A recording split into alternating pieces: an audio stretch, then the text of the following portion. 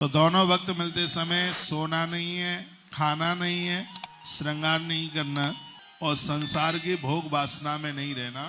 ये समय भगवान का भजन करने का है। संध्या के समय में महादेव घूमते हैं और सुबह के समय में नारायण घूमते हैं। सुबह ही भगवान का भजन क्यों किया जाता है? क्योंकि प्रातः का समय लक्ष्मी नारायण भगवान का घूमने का है और भगवान लक्ष्मी नारायण की दृष्टि जिसके ऊपर पड़ जाएगी तो उन्हें धन और भक्ति दोनों चीजें प्राप्त होगी। इसमें कोई संशय वाली बात नहीं। उन्हें संपदा मिलेगी, उन्हें परिवार मिलेगा, उन्हें बड़ी शांति मिलेगी। संध्या का समय भगवान शंकर का है और ये काल के देवता हैं। जो संध्या काल में भगवान का भजन करेंगे वो दीर्घायु हो जाएंगे। शाम को भगवान का भजन करने वालों की अकाल मृत्यु नहीं हो सकती, ऐसा हमारे ग्रंथों में लिखा है। इसलिए सुबह शाम अपने घरों में दिए जलाइए, भगवत नाम लीजिए, थोड़ा बहुत भगवान के सामने बैठिए। दिन में अन्न का भोग भगवान को लगाएं, शाम को दूध का भोग लगाएं, इतने से ही काम चल जाएगा।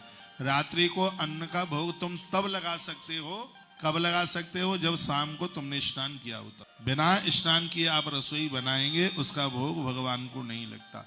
लहसुन प्याज भगवान के लिए न बनाया करें। जो वैष्णव लोग हैं उनको तो परहेज बताया गया लहसुन प्याज का। लहसुन प्याज आयुर्वेद में उसकी बड़ी वैल्यू है, इसको मना क्यों किया है वो भी मैं आपको निवेदन कर देता हूँ। साइंस भी मान गया इस बात को, विज्ञान भी ने भी माना है। आपको पता है जो पुरुष यहाँ तक के वर्णन किया गया ना मर्दानगी, संतान को जन्म नहीं उसको हो रहा है तो उसको ऐसे कैप्सूल, ऐसी टैबलेट उसको दी जाती हैं जिसमें लहसुन की मात्रा है उसमें। तो 100 बातों की बात एक है, लहसुन प्याज ये तामसी प्रवृत्ति में चीजें आती हैं।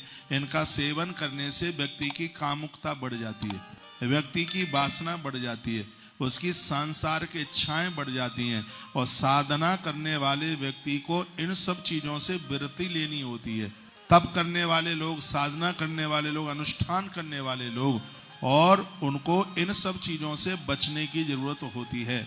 मेरी बात को हंसकर मुस्कुरा करके ना निकाल दें, विज्ञान भी इस बात को मानता है। ऐसे स्वभाव चिड़चिड़ापन हो जाता है, थोड़ा क्रोध आवेश जैसा चेहरे पर होता है। इसलिए साधना युक्त लोगों के लिए इस चीज का सेवन करने के लिए मना किया गया है। तो वो चीजें रसोई में न बनाएं जिसको कि हमारी सनातन परंपराओं में, अनुष्ठानों में, भजन में, तप में कभी आपने सुना है क्या? वो भी तो फल है, लेकिन कभी सुना है क्या आपने फलियार में प्याज लेनी चाहिए या लहसुन लेना चाहिए? सुना नहीं होगा कभी है? अनुष्ठान में अब नवरात्रा चल के आ रही है, इसको निषेध कर दिया जाता है। अरे घरों में 9 दिन ये चीजें चल करके नहीं आती।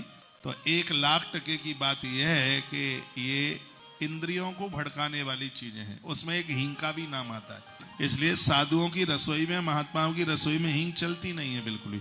ऐसा नहीं है कि आप हींग डाल देते हैं तो उसका भोग ना लगे, ऐसा बिल्कुल नहीं। अदरक है, यह भी इंद्रियों को प्रबल करता है। गाजर का रस है, इसलिए बहुत अनुष्ठानी महापुरुष महात्मा लोग हैं वो गाजर नहीं लेते हैं उसमें, और वो अदरक भी नहीं लेते हैं।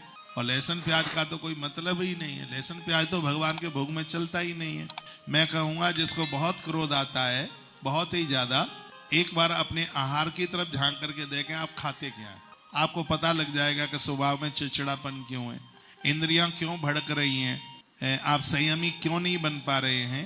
तो एक बार आप अपनी आहार वाली डायरी देखिए तो आपको पता लग जाएगा कि स्वभाव में इतना खतरा क्यों हो रहा है, इतनी दिक्कत क्यों हो रही है, ये पता लग जाएगा। इसलिए चीजें वही खाएं जो सात्विक हैं और जिनको सहज से पचाया जा सकता है।